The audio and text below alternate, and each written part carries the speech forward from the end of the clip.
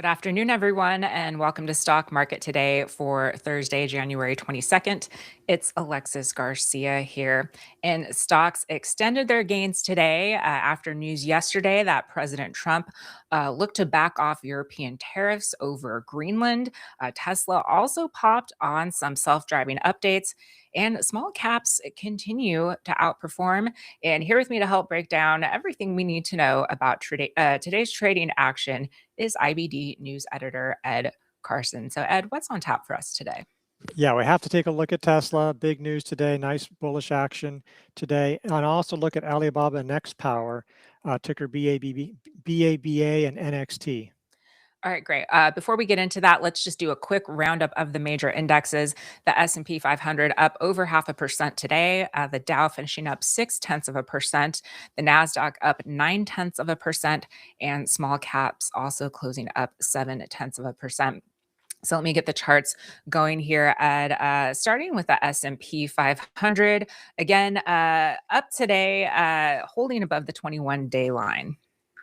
Look, a nice little bounce, getting above the 21-day line. So yesterday got above the 50-day, today got above the 21. So, this is what you want to see. And it was pretty broad action. Yeah, once again, breadth was pretty good, and we'll see that with the indexes. Yeah, not far from record highs and not far from that 7,000 level. Yeah, and the Nasdaq 100 also getting back above the 50-day line today as well. Yeah, that was important. And it looks like it edged above the 21-day line. Yeah, this one was the laggard. It hit resistance yesterday. That was one of the negatives. There was, even though there was some strength in tech, there was a lot of some weakness as well. So nice to see that get above those levels. And how about we check in on small caps because continuing to do well, fading off the highs today, but another gain here of about 0.8%. Yeah, you see, like, oh, this fell on Tuesday, but it only fell to touch its 10-day line.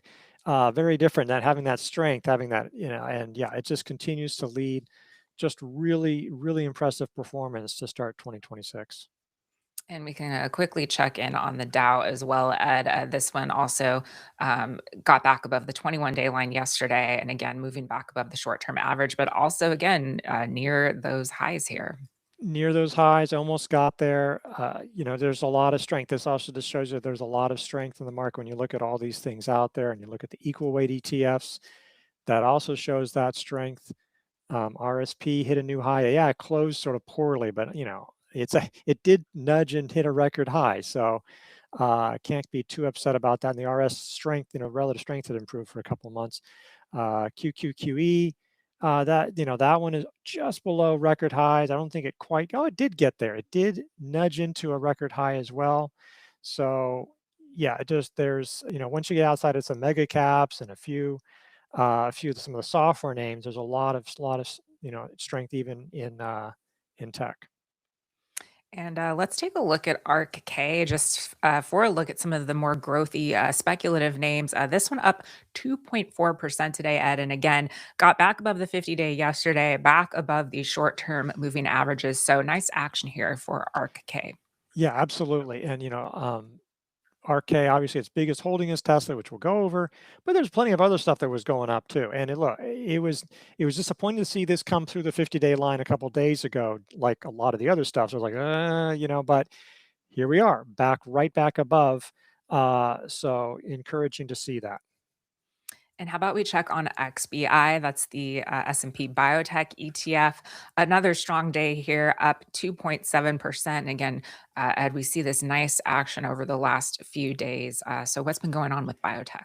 There's just a lot of good things have been happening with biotech. And actually, you could go in the hot, and there's a lot of things going right. But you can also take a look at ARKG, which is ARC Genomics. And that's not just biotech. It's more like speculative, but you can see how that's moving. And it's like that one is going out to new highs as well. So a lot of interest in biotechs and genomics, a variety of kinds. Definitely, this is a growth area that isn't tied to AI so much.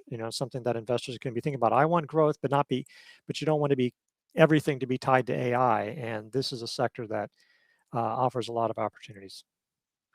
All right. How about a KRE? This is a look at the banking, regional banks reversing lower today, down about 0.2%. It's right around this 70-25 pivot point here, Ed. But we had a lot of earnings rolling in. So what's been going on here? Yeah, we've had a lot of earnings rolling in, and there were a lot that were still doing well. It came off highs today, but there have been a lot of things. They've just delivered some strong numbers. Now, I don't know why a number of them did come off highs today, some of them, but this has been a strong area. And this is, you can see the RS line had been sort of lagging or going sideways, and it's still not really out of its sideways trend, but you can see the last few months it's been improving. For a while, it was just the big banks, the global banks, but there's been more, just the basic net interest margin. I borrow at this rate, then I lend it out to you at this rate. That stuff has been working, which is a positive sign for the economy too. And speaking of rates, let's just check in on the 10-year Treasury yield, Ed. This one ticking down fractionally today. But thoughts here? Yeah, essentially flat, but again, we moved up and we've hit a higher high. I mean, in the short term, obviously not even within, but so it's just sort of like, is the 200-day line kind of going to be a floor, or are we going to go back down into that prior range of say 4.1 to 4.2 that we were in for a while? So that's just something to be watching, going forward. All right. Well, let's move on to some individual stock names. We talked about Tesla, big winner today, Ed. This one up 4%. Again, nice move above these conjoined 50 and 21-day lines. Yeah, so the big news just is like Tesla, I mean, Elon Musk and his AI autopilot chief both came out and said confirmed, the videos that Tesla is now having vehicles, robotaxis without safety monitors in the vehicles. That seems like a huge deal. Now, it is possible, it does seem like there are chase vehicles behind that. Now, that could just be to provide a physical buffer so nobody's really messing with the tailpipe kind of thing. But it could also mean that there's still safety monitors in those vehicles. So that may be one reason why there was a strong action. We didn't see an explosive one. Obviously, a trillion plus of its valuation is already on expectations that something positive will happen, but you might have expected an even bigger one. So that's just something, and maybe it will come. Maybe we're like, oh no, this really, really is unsupervised, and so this will just keep on going. So that's one thing to know. But I think you could have done an aggressive buy here. The problem is earnings are so close. Now, Musk has really said a lot of the things. Maybe the earnings call will be boring. I mean, I'm sure there'll be plenty of interest. People like people want to know, but maybe there really won't be much news because there's been a lot of the buzz, a lot of the things that Musk might have said on the call, he's already been saying. So that will be in the last few days. So that'll be interesting. So really strong move here. The volume wasn't as high as you expect, but the news didn't break until the afternoon. So that's the thing. But yeah, obviously it's going to be huge in the next few days, few weeks. What we learn more about that, and obviously see how that goes if it expands beyond a few cars, and it really seems like it's unsupervised. So it's potentially the start of something very big for Tesla. Yeah, this is one we covered in our upcoming earnings cheat sheet episode, which drops tomorrow. And as you said, self-driving, it's all self-driving, self-driving, self-driving. So aggressive entry here possibly, but if you're an investor that maybe wants to see the stock prove itself a little bit more, what other areas could you be looking at here? Well, I mean, obviously, I think just the earnings report, there is a base, but that wouldn't happen until the end of next week. So it's possible that the end of next week or after earnings, at that point, after earnings, we're getting pretty close. I mean, we're getting to the next Thursday. So we'd be a day away from a consolidation at that point, I think, in terms of how like 1, 2, 3, 4, 5. It's too deep for a flat base, I believe. So it'd be some kind of consolidation. So, but if it broke out, then you could do that. It's just there's often a lot of momentum. If it gets up to 500 or close to that, then it's gone a fair amount. That's always a concern with that. But that would be something there. Or I guess you could argue the 474 level. I mean, because there's a lot of trading sort of there, and you just have a little bit about that. I suppose you could use something in there, but yeah, it's something you can be aggressive, but knowing that there is earnings coming up, and just have to see how some more details on this, which is again, but we just don't know a whole lot. It seems positive, and obviously the market reaction is positive. It could be a lot more positive, or some of those gains could fade away over the next few days. Yeah, well, hopefully, we'll see if it's a boring call. I don't think Elon Musk doesn't really seem like a boring person He's not, to me. he does seem to bring something every time, I'll admit. He does, which is why I think people like him. Let's go ahead and go over to Baba. That's Alibaba. This one, a gain of over 5% today and gapping up some around some of these short-term highs here, Ed. So talk to me about this chart.